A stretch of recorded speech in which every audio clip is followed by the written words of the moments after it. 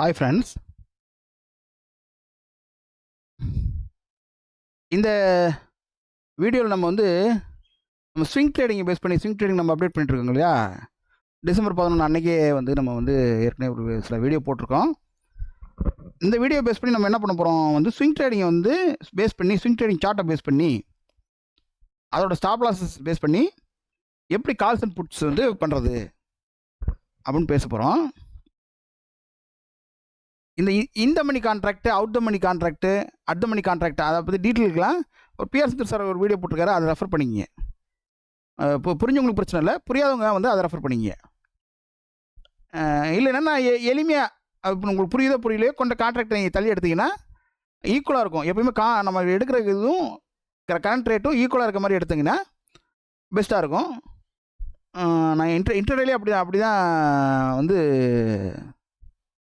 ஈக்குவலாக இருக்காது. பொருங்க எக்ஸ்பிளைன் பண்ணுறேன். இப்போ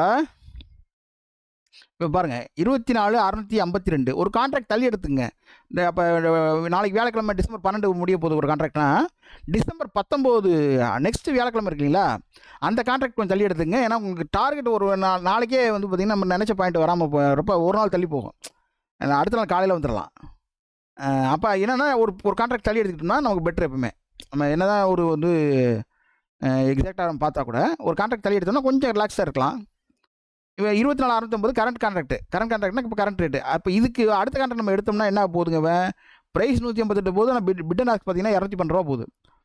அப்போ 212 ரூபா போகுதுன்னா என்ன அர்த்தம்,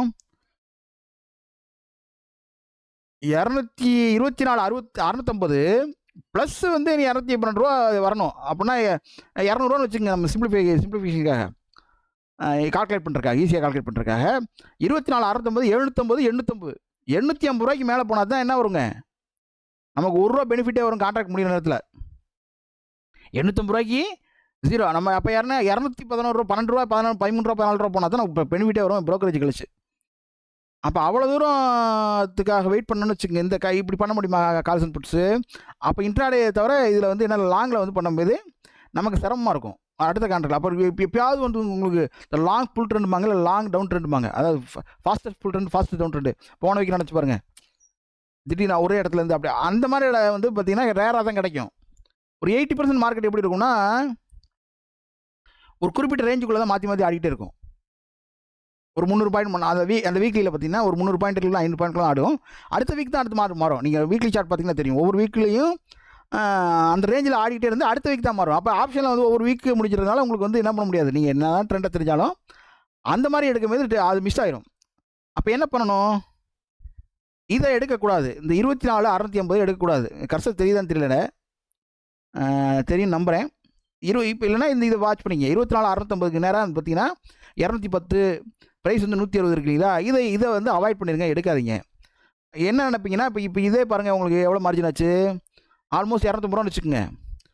2,500 5000 அதில் ஒரு 6,250 ரூபா மார்ஜின் ஆச்சு. 250 ரூபா இது வச்சுக்கிட்டா அப்போ 6,250 ரூபா என்ன ஆகுதுங்க, ரிஸ்க் ஆகுது இல்லையா? அதுக்கு மேலே மார்க்கெட் போய் நாளைக்கு நாளான்னைக்கு போகும்போது இதில் ஏறிடும். இதில் ப்ரீமியத்தில் ஏறி திருப்பி ப்ரீமியம் கரெக்டாயிரும். இதை தான் சில ஆப்ஷன் செல்லர்ஸ் நிறையா பண்ணுறாங்க. இந்த ஆப்ஷன் செல்லிங் பெஸ்ட் ஐடியாங்க. அது கேபிட்டல்லாம் பெரிய அமௌண்ட் வச்சுருந்தா இந்த ஆப்ஷன் பண்ணுறதுக்கு. பட் ஆனால் நான் ஆப்ஷன் பையிங் எப்படி பண்ணுறது சொல்கிறேன் பாருங்கள். கேபிட்டல் கம்மியாக வச்சு ஆப்ஷன் பையிங் எப்படி பண்ணுறது. இப்போ 24, 100, 150 அந்த ரேஞ்சுக்கு வந்துருங்க. இதை என்ன பண்ணுவோங்க, இந்த மணின்னு சொல்லுவாங்களா, 24, 100. இப்போ 24, 100 ப்ளஸ் 500 பாயிண்ட் 550 பாயிண்ட் கொடுங்க. 24,650. அப்போ மார்க்கெட்டு எவ்வளோ இருக்குது, நமக்கு 550 பாயிண்ட்டுக்கு ஒரு 582 பாயிண்ட் ப்ரைஸில் ஆடிட்டு இருக்கு. இதில் 550, 600 ஒரு 70-80 பாயிண்ட் தான் டிஃப்ரென்ஸு எக்ஸ்ட்ரா. 635 பிட் அண்ட் பார்த்தீங்கன்னா புரியுதா உங்களுக்கு? அதாவது பாருங்கள், கால்குலேட் பண்ணி காட்டுறேன் பாருங்கள். 24,650 மார்க்கெட்டு. நம்ம என்ன பண்ணுறோம், இப்போ 24,100 எடுக்கிறோம். ஒரிஜினல் ப்ரைஸ் 550 ரூபா தான் இருக்கணும். ஆனால் பிட் அண்ட் ஆஸ்க் பிரகாரம் நமக்கு எவ்வளோ ஆகும்? 635 ரூபா மேக்ஸிமம் எடுத்துங்க. நம்ம பிட்டில் 635 ரூபா போனால் கூட மேக்ஸிமம் வந்து 635 ரூபா எடுத்திங்கன்னா 550 ரூபாய்க்கு 635, ஒரு 85 ரூபா எக்ஸ்ட்ரா அடிஷனல் மார்ஜின். அப்போ எவ்வளோ ஆச்சுங்க? 550 + 85 650ன்னு வச்சுக்கோங்க. ஒரு 7800 மார்ஜின் இருந்தால் போதும். மார்ஜின் தான் இருக்கணும், கேபிட்டல் இருக்கக்கூடாது. தெரிஞ்சுக்கங்க. உங்கள் கேபிட்டல் 7500 வச்சுக்கிட்டு இதை போய் பண்ணவே பண்ணாதீங்க. எப்பயுமே கேபிட்டல் 7500 வச்சுக்கிட்டு பண்ணிங்கன்னா அது மாதிரி முட்டாள்தனம் வேறு எதுவுமே கிடையாது. சின்ன சின்ன கேபிட்டல் வச்சு சின்ன சின்ன லாஸ் பண்ணிக்கிட்டு இருக்காதிங்க. இந்த F&O வச்சு டீட்டெயிலை பற்றி இவங்க செபியில் ஒரு இது கொடுத்துருக்காங்க பாருங்கள், ரிப்போர்ட்டு. அது நிறையா வந்துகிட்டே இருக்கு பாருங்கள். 90-99% வந்து லாஸில் வராங்க. அப்படின்னா ட்ரெண்டு தெரியல, எப்படி பண்ணணும்னு தெரியல. சின்ன சின்ன அமௌண்ட் வச்சு பண்ணணும், சின்ன அமௌண்ட் வச்சு பண்ணணும்னா ரீட்டைல் இன்வெஸ்டர்ஸோட பணம் வந்து எவ்வளோ பெரிய பணம் வந்து லாஸஸ் ஆகுது. அப்படின்னா இதை வந்து இப்போ நம்ம என்ன பண்ணணும்? இப்போ ரீட்டைல் இன்வெஸ்டர்ஸில் வந்து நாலேஜ் வச்சுருந்தீங்கன்னா இல்லை நம்ம யார்கிட்ட பண்ணலாம்? பிக் ஷாட்ஸ்லேருந்து எடுக்க முடியாது. இன்னொரு பிக் ஷாட்ஸ்லேருந்து நம்ம பணத்தை எடுக்கலாம். ஆனால் இது வந்து அதுக்கு நமக்கு நாலேஜ் வேணும்ல ஃபஸ்ட்டு.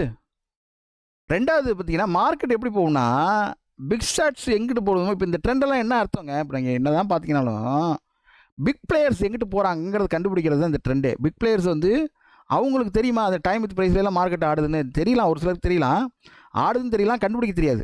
பிரச்சனை அதுதான். இப்போ வந்து அப்போ இந்த டயத்தில் இப்படி மார்க்கெட் ஆடும்னு தெரிஞ்சு நிறைய பேர் சம்பாதிச்சுவாங்களே. இப்போது அந்த பிக் பிளேயர்ஸ் எங்கிட்டு போகிறாங்க அப்படின்னு காட்டக்கூடியதான் எல்லாமே. பிக் பிளேயர்ஸ் ஒருவேளை மாற்றி வராங்க அப்படின்னா நம்ம மாற்றி போடுவாங்க. அவங்களோட சைக்காலஜியை வந்து அது அப்படி அமைஞ்சிருக்கு. அது வந்து அது அது அது எப்படிங்கிறத சொல்ல முடியாது. நமக்கு தெரியல. அது இயற்கை. அந்த பிக் பிளேயர்ஸ் அந்த இடத்துல தான் போய் என்ன பண்ணுறாங்க, சைக்காலஜிக்கலாக ஒரு முடிவு பண்ணுறாங்க. அதனால தான் நமக்கு சார்ட்டில் வந்து எக்ஸாக்டாக சில இடங்கள் நிறைய இடங்களில் காட்டுது. இப்போ புரிஞ்சிருச்சா? 24,100க்கு பண்ணிங்கன்னா எவ்வளோ டிஃப்ரென்ஸு? நமக்கு ஒரு 650 பாயிண்ட் தான். அப்போ 650 பாயிண்ட், மார்க்கெட் 550 பாயிண்டில் இருக்குது, நீங்கள் 650 பாயிண்ட் எடுக்கிறீங்க. ஒரு 100 பாயிண்ட் தான் டிஃப்ரென்ஸு. 7,500 மார்ஜினு. வெயிட் பண்ணுறோம். ஸ்டாப் லாஸ் எங்கே போடுவோம்? Based on swing chart. Swing சார்ட்டில் ஸ்டாப் லாஸ் எங்கே போட்டோம்? 24. போன வீடியோ பாருங்கள். பார்த்தா ஸ்விங் சார்ட்டையும் பார்த்தீங்கன்னா, ஸ்விங் சார்ட்டையும் பார்த்து ஆப்ஷன் பண்ணுறது எப்படின்னு தெரியும். இப்போ நிறைய பேர் நான் ஸ்விங் சார்ட்டை வந்து இது எப்போ நம்ம பண்ணுறது, 300 பாயிண்ட் 400 பாயிண்ட் அசால்ட்டாக ஸ்டாப் லாஸுங்கிற மாதிரி இருந்தால் நம்ம பண்ணவே முடியாது. ட்ரெண்டெல்லாம் நல்லா தான் இருக்குது. ஆனால் நம்ம ட்ரெண்டை பேஸ் பண்ணி ஏதாவது இன்ட்ராடே போனீங்கன்னா பெருசாக சக்ஸஸ் பண்ண முடியாது. அப்போ எப்படி பண்ணணும்?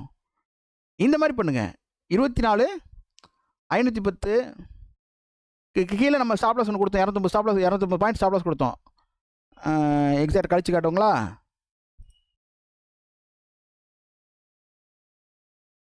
-510 -250 24,260. அப்போ மார்க்கெட் இறங்கினா என்ன ஆகும்? இங்கே ஒரு 260 பாயிண்ட் இறங்கும். இதில் ஒரு 250-300 பாயிண்ட் இறங்கும். இதில் நம்ம எடுத்துருக்க காலில் இங்கே இதில் இறங்கும். அப்போ என்ன பண்ணணும்? நம்ம பாயிண்ட்டுக்கு கீழே வந்துருச்சு அப்படின்னா வெளியே வந்துட்டு புட்டு போகணும். புரியும்னு நினைக்கிறேன். தேங்க்யூ. மீண்டும் சந்திப்போம்.